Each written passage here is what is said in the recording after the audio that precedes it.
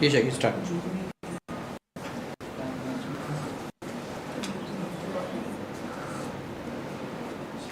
ٹھیک ہے لائف چالو. ٹھیک ہے چلو.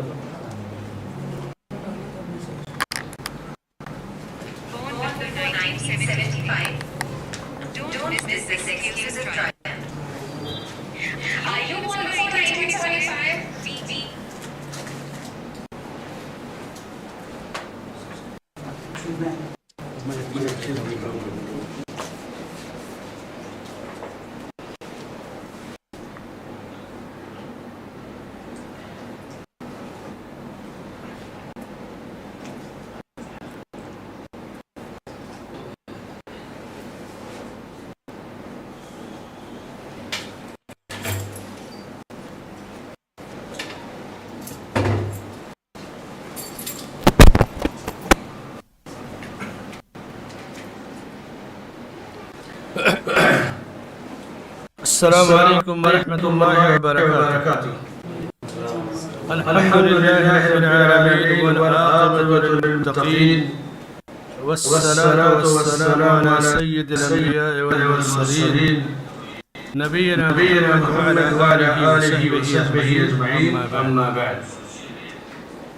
اللہ کے فضل و توفیق سے ہم لوگ آج کتاب توحید کی 8ویں باب کے 9ویں باب کے مسائل اس پر گفتگو کریں گے. باب کی گفتگو ہو گئی تھی. اس سے پہلے میں آپ کو ایک چیز دکھاتا ہوں.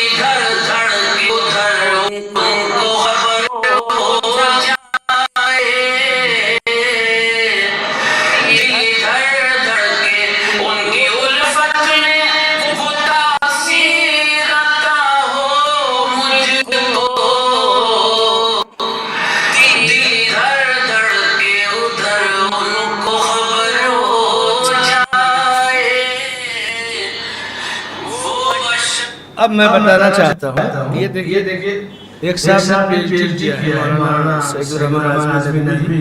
ندوہ کے بہت بڑے عالم ہیں, بہت بڑے عالم ہیں. 70 سال سے عربی میں ٹیچر ہیں اور عربی زبان کے سلسلہ ہندوستان کم لوگوں کے پاس. پر ایک صاحب نے پی ایچ ڈی کیا, کتاب کا رجرا ہوا. جتنے بڑے بڑے علماء عالم سب بیٹھے ہیں. نعت پاک کے لیے ماجد دیوبندی کو بلایا گیا. ماجد دیوبندی بہت بڑے شاعر ہیں, جامعہ ملیہ میں رہتے ہیں.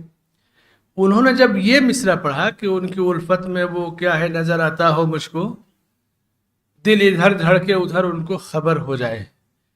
اسٹیج پہ خاموشی ہے, اسٹیج پہ خاموشی ہے نا. یہ کیا ہے, اللہ کے رسول صلی اللہ علیہ وسلم دنیا میں بھی اگر تھے تو آپ غیب کا علم نہیں جانتے تھے، لوگوں کی دھڑکنوں کو نہیں جانتے تھے. اب آپ کی وفات ہو گئی اور نعت میں ایسے اشعار کہنا کہ دل ادھر دھڑکے ادھر ان کو خبر ہو جائے، ایسی محبت عطا ہو، یہ حد درجہ غلو ہے. کہنے کا مقصد کہ یہ بڑے علماء سب خاموش ہیں. اگر مان لیجئے کہیں کسی جگہ دلی گئے، جامعہ ملیہ یا ایئرپورٹ پہ ماجد دیوبندی مل گئے، ان کو یہ شعر کہہ کر کے کہا جائے کہ آپ کا یہ شعر غلط ہے، غلو ہے، صحیح نہیں ہے، وہ کیا کہیں گے؟ میں نے تو بڑے بڑے علماء کے سامنے پیش کیا نا، سب لوگ خاموش تھے. تو علماء کی خاموشی صرف جو ہوتی ہے یہ بعض دفعہ بہت ساری بدعتوں کو بڑھاوا دے دیتی ہے. معمولی علماء اس میں نہیں، اس میں جو ناظم صاحب ہیں اسٹیج کے، ان کا نمبر میں نے لیا ہے، رات کو یا صبح ان کو فون کرتا ہوں، ان سے میرے اچھے تعلقات ہیں، کلوز. وہ بھی ایک بہت بڑے ادارے کے اسکالر، ریسرچ اسکالر ہیں، کہ کم سے کم نظامت میں تو ایک دو جملے کہہ دینے چاہیے. بات عقیدے کی تھی، چھوٹا موٹا مسئلہ ہو تو نظر انداز کیا جا سکتا ہے. ہم لوگ جو توحید پڑھ رہے ہیں، کتاب التوحید، اس کا فائدہ یہی ہے کہ آپ شرک یا بدعت پر خاموش نہیں رہ سکتے. ٹھیک ہے اس مجلس میں آپ نہیں بول سکتے، لیکن اپنی رائے تو کسی نہ کسی کو دے سکتے ہیں نا. میں ایسے اس پروگرام کو لائیو سن رہا تھا تو پھر ان کا نمبر لیا، آج مل گیا مجھے نمبر ان کا، آج میں ان سے رابطہ کر لیتا ہوں. یہ خاموشی بدعت کو فروغ دیتی ہے. اور علماء ہیں، علماء کے آگے کوئی کیا کہہ سکتا؟ کل تو وہ یہی کہیں گے نا کہ علماء نے خاموشی اختیار کی.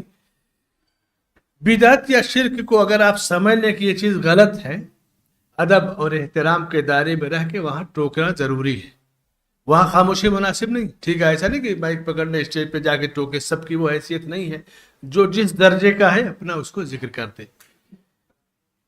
کتاب التوحید میں یہی پیغام دیا گیا ہے کہ اللہ کی توحید سے بڑی کوئی چیز نہیں، نبی کی سنت سے بڑی کوئی چیز نہیں ہے.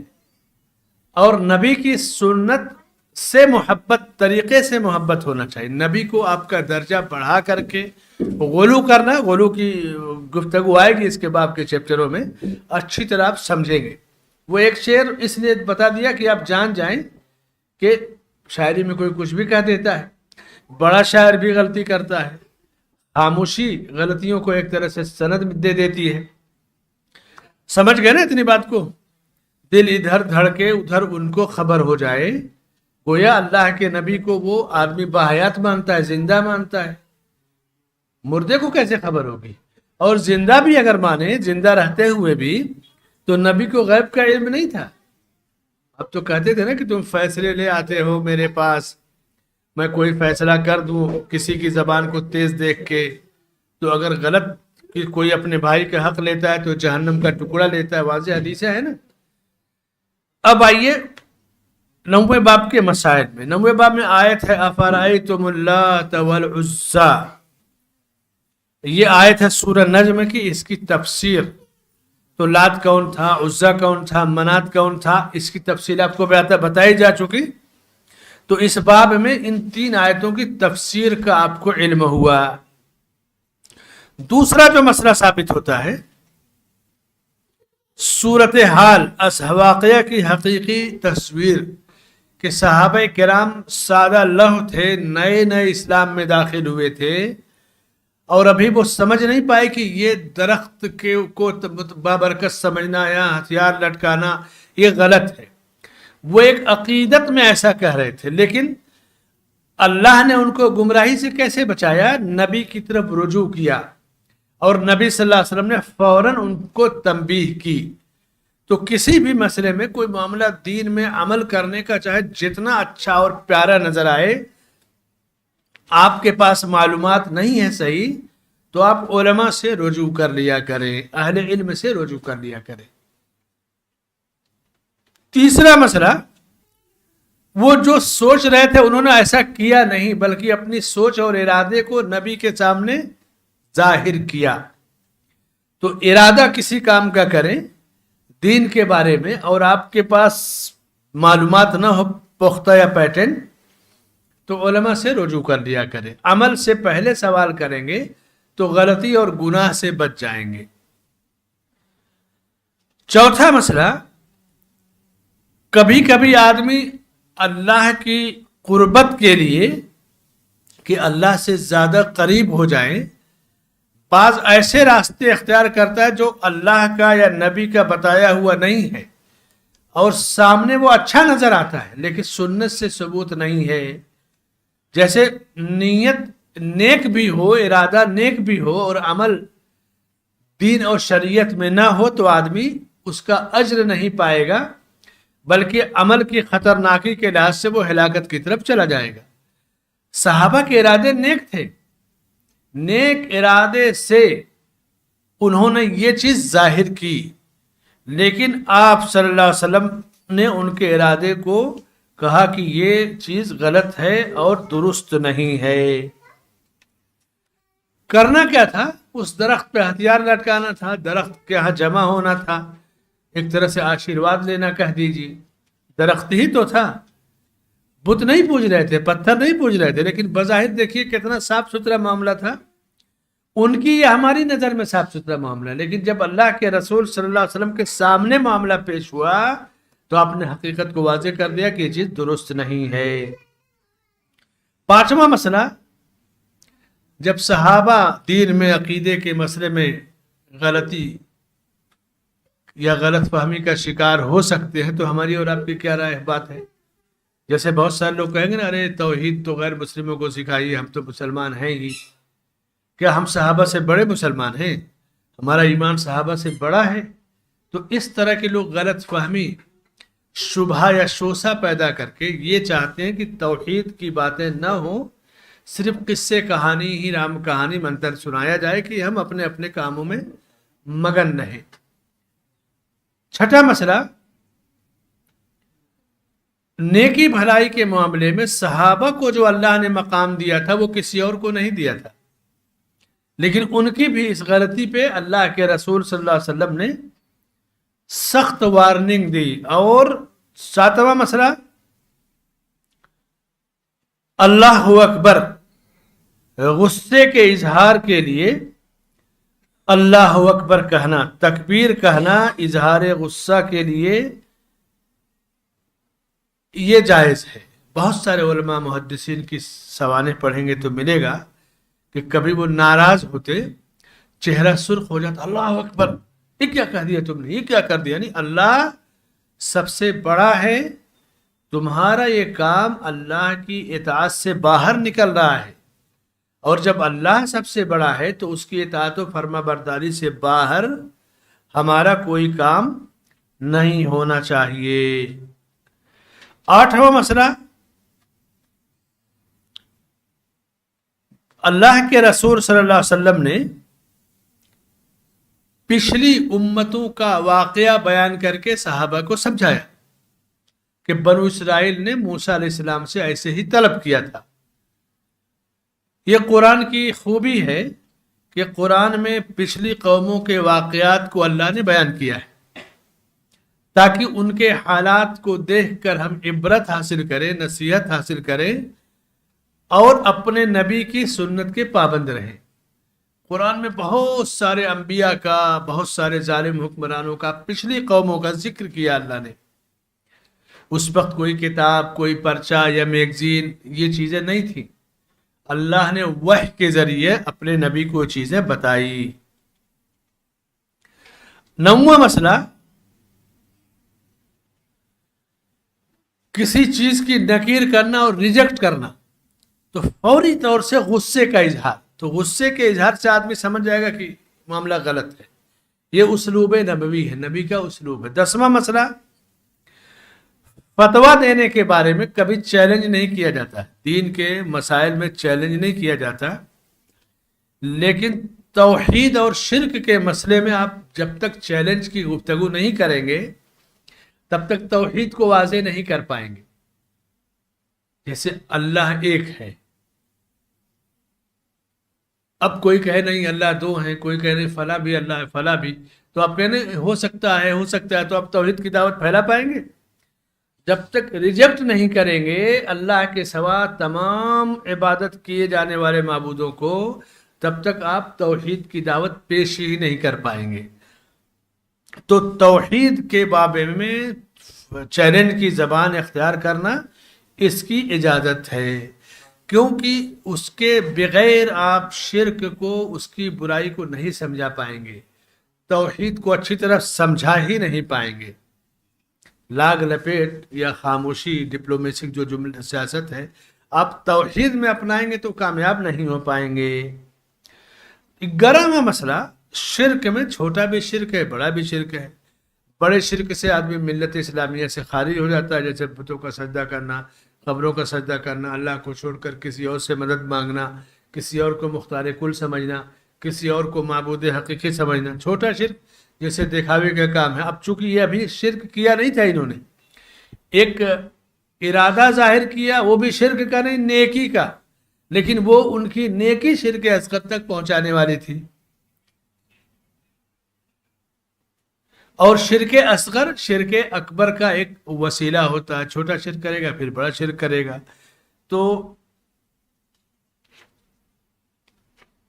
12واں مسئلہ، کوئی صحابہ کرام نئے مسلمان ہوئے تھے. نیا مسلمان ہو یا کوئی پڑھا لکھا نہ ہو، کلاس میں آ رہا ہے، ضرور نہیں کہ ساری چیزیں آئیں، سمجھ میں آئیں. تو یہ صحابی رسول یہ کہہ کر کے کہ ہم نئے مسلمان ہوئے تھے، یہ واضح طور سے بتا رہے کہ ہمارا اسلام مضبوط نہیں، یا ہمارے پاس دین کی واضح تعلیمات نہیں تھی. تو دین کی جب تعلیمات نہیں ہیں تو جس طرح صحابہ نے نبی کی طرف رجوع کیا اور اللہ نے انہیں بچا لیا، اسی طرح جس کی معلومات کمزور ہے وہ ہمیشہ علماء سے رابطے میں رہے، جڑا رہے. جو مضبوط ہے اس کے بارے میں کوئی خطرہ انشاءاللہ نہیں ہے. 13واں مسئلہ، تعجب کے وقت تکبیر بلند کرنا. جیسے پہاڑی پر چڑھنا ہے، سیڑھی پر چڑھنا ہے تو اللہ اکبر بیان کرتے ہیں. کہیں بھی بلندی پر چڑھے تو تکبیر بیان کرنا، اللہ اکبر کہنا، اس لیے کہ ہم بلندی پر چڑھ رہے ہیں اور اللہ سب سے بلند ہے. لیکن تعجب کے اظہار کے لیے بھی تکبیر کہنا یہ سنت سے ثابت ہے. 14واں مسئلہ، شرک کے سارے راستوں کو آپ نے بند کر دیا. یہ صحابہ ابھی شرک کر نہیں رہے تھے، شرک نہ کرنے کا ارادہ تھا بلکہ نیکی کرنے کا ارادہ تھا. لیکن نیکی کی وہ شکل جو آگے غلط راستے پر لے جائے گی، آپ نے ایسی نیکی سے بھی منع کر دیا کہ یہ نیکی نہیں ہے، ایسی نیکی کی اللہ کو ضرورت نہیں ہے جو آگے تمہارے لیے مصیبت کا ذریعہ بنے. کیونکہ جتنی بدعتیں ہیں سماج میں وہ نیکیوں کے ارادے سے لوگ کرتے ہیں، شرکیات نیکیوں کے ارادے سے کرتے ہیں، لیکن آپ نے روک کر کے تمام راستے اور ذریعے کو بند کر دیا کہ کوئی اس طرف قدم نہ اٹھائے. 15واں مسئلہ، جاہلیت یا غیر قوموں کی مشابہت سے منع کیا گیا. کہا کہ یہ تو راستے ہیں، تم تو اپنے سے پہلے لوگوں کی پیروی کرو گے. تو پہلے لوگ بنو اسرائیل تھے، بنو اسرائیل کی مشابہت سے منع کیا گیا. 16واں مسئلہ، تعلیم دیتے وقت، علم سکھاتے وقت غصے کا اظہار کرنا یہ جائز ہے. یہ جو جدید طریقے ہیں کہ بچوں کو مارا نہیں جائے گا، بچوں کو ڈانٹا نہیں جائے گا، غصہ نہیں کیا جائے گا، یہ دنیا کے طریقے ہیں. اور حدیثوں میں مارنے کا ذکر ہے، لیکن ایسی مار نہیں کہ ہاتھ پیر ٹوٹ جائے اور زخم آ جائے. مدرس کی طرف سے بھی زیادتی نہیں ہونی چاہیے، لیکن تنبیہ کے طور پہ، جیسے حدیث میں ہے نا کہ تمہارے بچے جب 7 سال کے ہو جائیں تو نماز کا حکم دو، 10 سال کے ہو جائے نماز نہ پڑھے تو مارو. تو وہ ایک باپ بیٹے کو کیسے مارتا ہے؟ وہ دشمن بن کے نہیں مارتا، کسی چیز کا بدلہ نہیں لیتا، اس کو ایک سزا دیتا ہے کہ وہ آئے راستے کی طرف. تو ٹیچر جس کے پاس بچے پڑھتے ہیں، ٹیچر ان بچوں کا روحانی باپ ہوتا ہے، روحانی اولاد. تو اولاد کے ساتھ جو شفقت اور محبت ہونی چاہیے وہی ایک معلم کو اپنے شاگردوں کے ساتھ ہونی چاہیے. اور ایسی مار کی اجازت ہے اور غصے کے اظہار کی بھی اجازت ہے، جیسا کہ آپ صلی اللہ علیہ وسلم غضبناک ہو گئے. 17واں مسئلہ، راستوں کا آپ نے ذکر کیا کہ یہ راستے ہیں. راستے کیا ہیں؟ اصل راستہ تو ایک ہے، سنت کا راستہ، وَأَنَّ هَذَا صِرَاطِي مُسْتَقِيمًا فَاتَّبِعُوهُ، یہ میرا سیدھا راستہ ہے، اس کی پیروی کرو۔ اور دوسرے جتنے راستے ہیں وہ غلط ہیں، دوسرے راستے شہوات اور شبہات کے ہیں، یعنی اپنی منمانی کرے گا یا شبہ کی وجہ سے کرے گا۔ تو منمانی کرنا بھی غلط ہے دین میں، شک و شبہ کے ساتھ کوئی عمل کرنا بھی غلط ہے۔ سیدھے راستے پہ صحیح معلومات کے ساتھ عمل کرنا یہی دین ہے۔ 18واں مسئلہ، اللہ کے رسول صلی اللہ علیہ وسلم کی نبوت کا ثبوت کہ آپ نے پچھلی قوموں کی تاریخ ایک جملے میں بیان کر دی کہ یہ جو تم ارادہ کر رہے ہو، چاہت ظاہر کر رہے ہو، پچھلی قوموں نے بھی ایسا ہی کیا تھا اور وہ گمراہ ہو گئے تھے۔ تو نبوت کی ایک نشانی۔ 19واں مسئلہ، یہود و نصارہ کی قرآن میں جہاں مذمت کی گئی ہے یا ان کے راستے سے دور رکھا گیا ہے، وہ سب ہمارے لیے ہے تاکہ ہم ان کے راستے سے بچیں، اس لیے کہ یہود و نصارہ ایک ملعون قوم ہے، اللہ کی ان پر لعنت برسی ہے۔ تو ہمیں ان کے راستے پر چلنے سے، ان کی پیروی سے منع کیا گیا ہے۔ جیسے قبروں کو وہ سجدہ گاہ بنا لیتے، اپنے نبیوں کی قبروں پہ سجدہ کرتے، تو آپ نے کیا فرمایا کہ لعن اللہ الیہود والنصارى اتخذوا قبور انبیائہم مساجد، اللہ تعالیٰ نے یہود و نصارہ پہ لعنت بھیجی، کس وجہ سے؟ انہوں نے اپنے نبیوں کی قبروں کو سجدہ گاہ بنا لیا، نمازیں پڑھتے تھے۔ اور اس امت میں جو لوگ اولیاء یا بزرگوں کی قبروں پہ سجدہ کریں گے، قبروں پہ مسجد بنائیں گے یا مسجدوں میں مردوں کو دفنائیں گے، وہ یہود و نصارہ کے راستے پر ہیں، اور یہود و نصارہ پہ اللہ کی لعنت برستی ہے۔ 21واں مسئلہ، اہل کتاب کا کوئی بھی راستہ ہو، سنت ہو، وہ بری ہے۔ مشرکین اور اہل کتاب کے راستے پر چلنے سے منع کیا گیا اور ایک سیدھا صاف ستھرا راستہ دیا، وَأَنَّ هَذَا صِرَاطِي مُسْتَقِيمًا، صراط مستقیم اللہ کی کتاب، نبی کی سنت ہے۔ وَلَا تَتَّبِعُوا السُّبُلَ، کہا کہ دوسرے راستوں کی پیروی نہ کرو، تو دوسرے راستے شرک کے، بدعت کے، شہوات اور شبہات کے جو راستے ہیں وہ شرک اور بدعت کے راستے ہیں، ان کی پیروی نہیں کرنا چاہیے۔ تو یہ چند مسائل تھے۔ مسائل شیخ رحمۃ اللہ علیہ کا ایک طریقہ ہے کہ آیت اور حدیث بیان کر کے ان سے مسائل کو سمجھاتے ہیں۔ تو یہ مسائل زیادہ تر درس کے اندر آ گئے ہیں، بتا دیے گئے ہیں، لیکن شیخ نے ایک مخصوص انداز میں اس کو بیان کیا۔ تو آپ 20 مسئلے میں سے اگر 5 بھی آپ ذہن میں رکھیں مضبوط، تو آپ کے لیے بہت بڑی چیز، بہت مفید چیزیں ہو جائیں گی کہ اس آیت سے یہ مسئلہ، اس حدیث سے یہ مسئلہ ہے۔ اب اس کے بعد 10واں جو باب ہے کتاب التوحید کا، اس پہ ہم آتے ہیں، اس کی آیت اور اس کی حدیث کا ترجمہ بھی پڑھ لیتے ہیں۔ اس کے بعد حافظ جی کی طرف سے جب تک پرچی آ جائے گی بریک کی، تو پھر آپ لوگ فریش ہو کر کے اس کے بعد اس باب کی شرح پہ ہم لوگ آئیں گے، ہے نا۔ 10واں مسئلہ ہے باب ما جاء فی الذبح لغیر اللہ، غیر اللہ کے لیے ذبح کرنے کا بیان۔ یہ غیر اللہ کیا ہے؟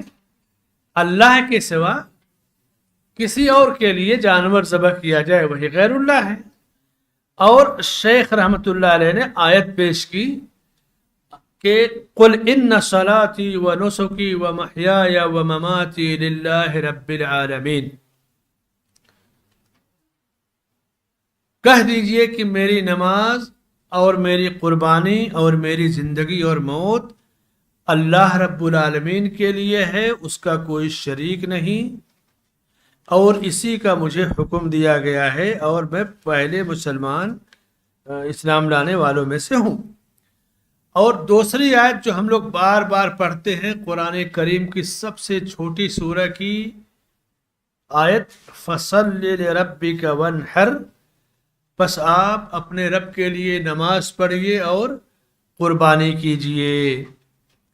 حضرت علی بن ابی طالب رضی اللہ عنہ سے مروی حدیث، اس کے بعد شیخ رحمۃ اللہ علیہ نے ذکر کیا 2 آیت ایک یا دو حدیث. کتاب التوحید کی یہی خوبی ہے کہ منطق، فلسفہ اور دنیا کی کہانی، خرافات کچھ نہیں. آپ نے کبھی سنا کہ کوئی قصہ اور کوئی خواب کی کہانی ہو؟ صرف اللہ کے کلام، نبی کا فرمان. حدیث رسول علی بن ابی طالب رضی اللہ عنہ اس کے راوی ہیں. کہتے ہیں کہ ایک مرتبہ اللہ کے رسول صلی اللہ علیہ وسلم نے مجھے 4 باتیں بتائیں. نمبر 1 کہا کہ لعن اللہ من ذبح لغیر اللہ، جس نے غیر اللہ کے لیے جانور ذبح کیا اللہ نے اس پر لعنت بھیجی. نمبر 2 لعن اللہ من لعن والدیہ، جس نے اپنے والدین پہ لعنت بھیجی اللہ نے اس پر لعنت بھیجی. نمبر 3 لعن اللہ من آوى محدثا، جس نے کسی بدعتی کو پناہ دی اس پر اللہ نے لعنت بھیجی. نمبر 4 لعن اللہ من غیر منار الارض، جس نے زمین کا نشان بدل دیا. یعنی زمین کسی کی ہے اور نشان بدل کر کے اپنی زمین بڑھا لیا، اس پر اللہ کی لعنت. یہ روایت صحیح مسلم کی ہے. دوسری روایت شیخ رحمۃ اللہ علیہ ذکر کرتے ہیں تاریخ ابن شہاب رضی اللہ عنہ کی، جو صحیح سند سے موقوف روایت ہے مسند احمد کی. کہتے ہیں کہ اللہ کے رسول صلی اللہ علیہ وسلم نے ایک واقعہ بیان فرمایا پچھلی قوموں کا کہ ایک آدمی صرف ایک مکھی کی وجہ سے جنت میں گیا اور دوسرا ایک مکھی کی وجہ سے جہنم میں گیا. یہ مکھی کی کیا حیثیت ہے، لیکن مکھی جنت و جہنم میں جانے کا سبب بن گئی. تو صحابہ کرام نے سوال کیا کہ وَكَيْفَ ذَلِكَ يَا رسول اللہ، اللہ کے نبی صلی اللہ علیہ وسلم ایسا کیسے ہوا کہ ایک مکھی کی وجہ سے آدمی جنتی ہو گیا، دوسرا ایک مکھی کی وجہ سے جہنمی؟ تو آپ نے پوری تفصیل بیان فرمائی اور کہا مر رجلان علی قوم لهم صنم، 2 آدمی کہیں جا رہے تھے تو راستے میں، جیسے راستے میں آبادی ہوتی ہے، کچھ جگہوں پہ راستوں پہ آبادیوں کا قبضہ ہوتا ہے، بھائی ادھر سے گزرنا ہے تو یہ کرنا پڑے گا. تو اس آبادی میں ان کا ایک بت تھا، ان کا ایک دستور تھا کہ یہاں سے کوئی بھی گزرے گا تو اس بت پر کچھ چڑھائے بغیر نہیں جائے گا آگے. تو اب ان میں سے ایک سے کہا کہ تم چڑھا دو. تو کہا کہ میرے پاس تو کچھ نہیں ہے چڑھانے کے لیے، بتوں کو چڑھانے کے لیے کچھ بھی کھانا پینا غلہ نقدی کچھ نہیں لایا ہوں. تو کہا کہ قرب ولو ذبابا، نہیں کچھ چڑھائے بغیر نہیں جانا، ایک مکھی مار کے چڑھا دو. مکھی ایک جانور ہے، اللہ کی مخلوق ہے، یعنی ایک سمجھ لو کہ کیڑا مکوڑا ہی ہے، لیکن روح تو ہے نا اس میں، زندہ ہے. تو زندے کو مار کر کے اس کو چڑھا دو، مکھی کا چڑھاوا. تو اس نے ایسے ہی کیا تو راستہ چھوڑ دیا، کہا کہ جاؤ. دوسرے سے کہا کہ تم کچھ چڑھاؤ، تو دوسرے نے کہا کہ، تو جب اس سے کہا کہ تم جاؤ تو چلا گیا، لیکن اللہ نے اسے جہنم میں داخل کیا مکھی کا چڑھاوا چڑھانے کی وجہ سے. دوسرے سے کہا تم بھی کچھ چڑھاؤ، تو اس نے کہا نہیں، میں اللہ کے سوا کسی اور پہ کچھ نہیں چڑھا سکتا. تو لوگوں نے اسے گردن مار، تلوار سے گردن ایسے اڑا دیا، مر گیا وہ. تو آپ صلی اللہ علیہ وسلم نے کہا کہ اللہ تعالیٰ نے اس کو جنت میں داخل کیا. ایک مکھی کا چڑھاوا جنت میں داخلے سے محروم کر دیا، نہ چڑھایا تو جان تو چلی گئی، لیکن اللہ تعالیٰ نے اس کو جنت میں داخل کیا. تو یہ باب ہے 10واں، غیر اللہ کے نام جانور ذبح کرنے کا باب اور بیان. اس کی تفصیل اب تھوڑے بریک کے بعد آپ کو ملے گی انشاءاللہ.